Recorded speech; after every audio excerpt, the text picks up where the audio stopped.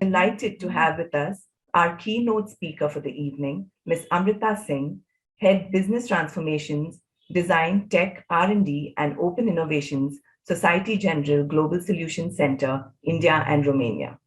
Amrita Singh, in her strategically important role at SocGen, strives to create value through business transformation, human-centric design, technology R&D, and open innovations. She spearheads thought leadership on digital transformations and investment in technology and design innovation for the future. She's also an avid speaker at various forums on innovation adoption and change management, apart from being a mentor to multiple fintechs. A mechanical engineer from National Institute of Technology, Rourkela, and an MBA in strategic marketing and analytical finance from the Indian School of Business, Hyderabad, Amrita is passionate about diversity and inclusion at work and enjoys reading a book and playing with her daughter to rejuvenate. Please join me in extending a warm welcome to Amrita Singh. Over to you, Amrita. Thank you, Pratna, for the kind introduction. And thank you, Sudha, for the welcome that you gave earlier. I'm humbled and honored to be with all of you here today with the FFE family and witness the social impact that you're creating with the students and the scholars of India. The results that Ram showcased were indeed remarkable and heartening. Who are you going to be, right? This was the subject of the declamation of Michelle Obama's speech that my daughter, who is a fourth grader, was preparing this week. And this question, who are you going to be, kind of transfixed me. You see, while growing up, we are questioned often, what are you going to be? Or what are you going to do when you grow up? As a kindergartner, I used to say, I want to be a doctor.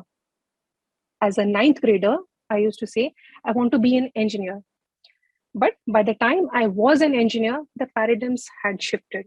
They were not encapsulated within the confines of a profession. They had moved to labels. I wanted to be resourceful, creative, satisfied, recognized. I wanted to be successful. And trust me, these are the labels that we dapple and we juggle with as we grow, as we become adults, until a point when they become more self-actualizing, that our ambitions revolve around them than the actual reality.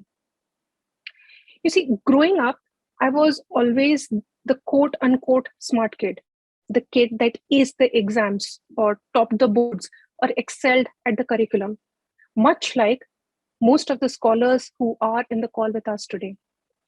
My dad was a journalist and my mom was a housewife.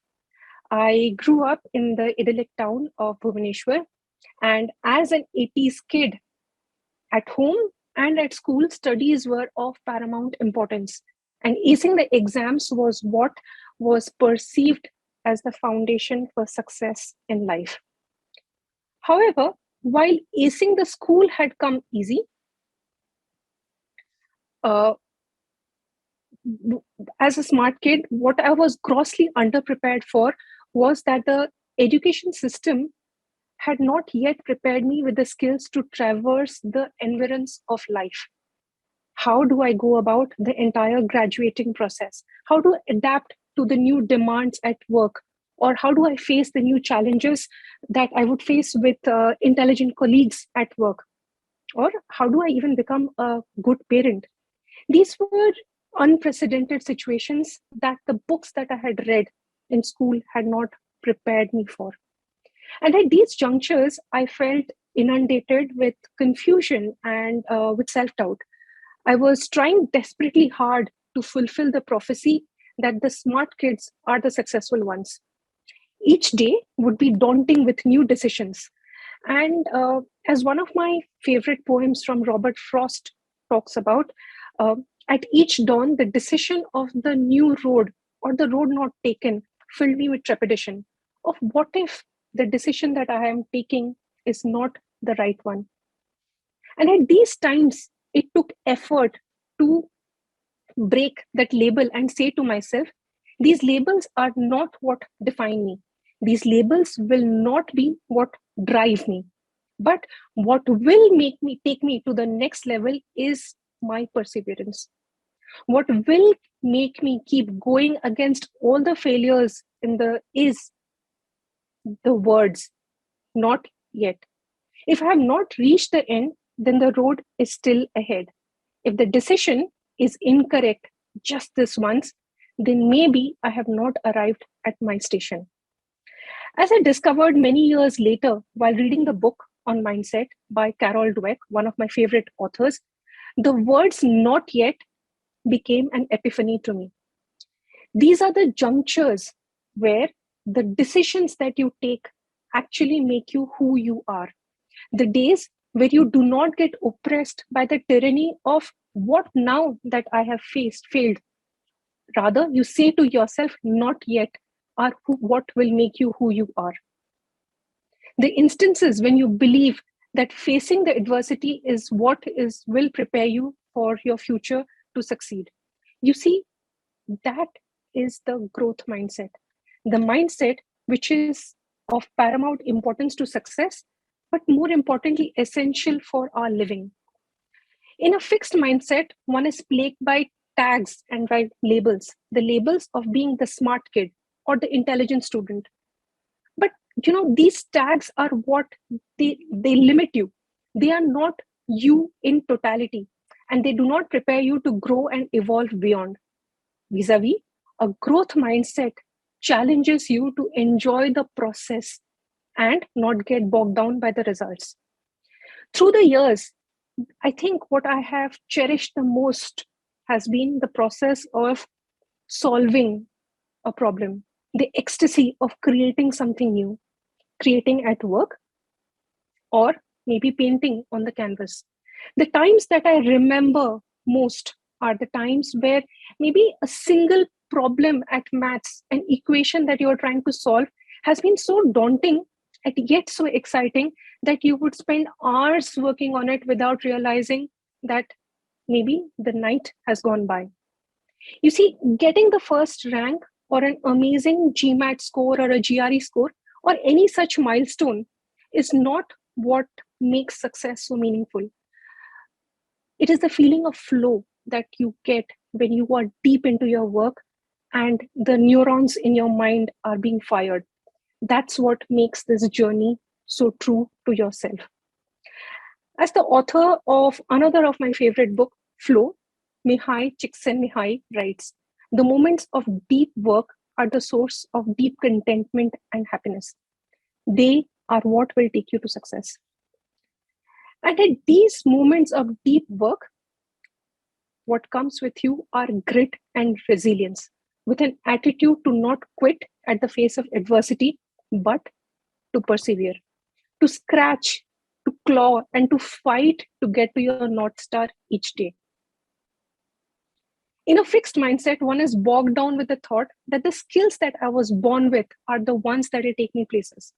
But research in recent times shows that a growth mindset with grit and with resilience, you take the skills that you were born with and you create a transformation in your life that even you had not envisioned. Now, some of you might ask, I have persevered, but I'm not getting the right result. Now what? Another important parameter to adapting the right growth mindset is to have the humility to ask for help. If you have not succeeded yet, maybe, just maybe, you don't yet have the right teacher. You maybe yet don't have the right support or the right help. So go out there, ask for help. Register for the mentoring session that Ram spoke of and get the help to grow and create your own pathways. One thing that I personally believe in is that in this world is filled with infinite possibilities and infinite things to learn. And this continuous learning is what keeps us relevant. In the early 1970s, there was a study that showed that the human brain stops to grow beyond the childhood years. But in the recent times, what we see is that the more you learn, the more you bring about new neurons in your mind and new neural pathways are created. A new problem might seem daunting at first. Say you started to learn the bicycle and you fell multiple times, and each time you thought, oh, cycle is not just for me. But a few days down the line, and you have mastered not just cycling, but talking and laughing with your friend while cycling. This is the power of the human brain. And this power increases with every new learning that you have. So stay relevant, keep experimenting, and enhance your mind with varied learning. Lastly, and this analogy may resonate with the students of science who are here today. E is equal to mc square defines how energy is converted in space.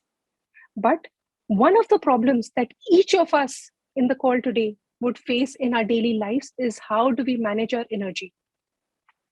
For most of us, while we try to go through the day, trying to solve the ups and downs of the various challenges that life throws at us, what differentiates a person who's succeeding versus a person who's probably procrastinating, all other things remaining the same, is how do we manage our time? And how do we manage our energy? You see, energy is that new fuel which is limited. And to make the best of it, you need to plan your day, you need to plan your life amidst the changing topography of your life with the undulating changes of your own personal energy. So what is most important over here is how do you listen to your body and to your mind? How are you mindful and how are you being healthy in order to create and channelize your energy for success?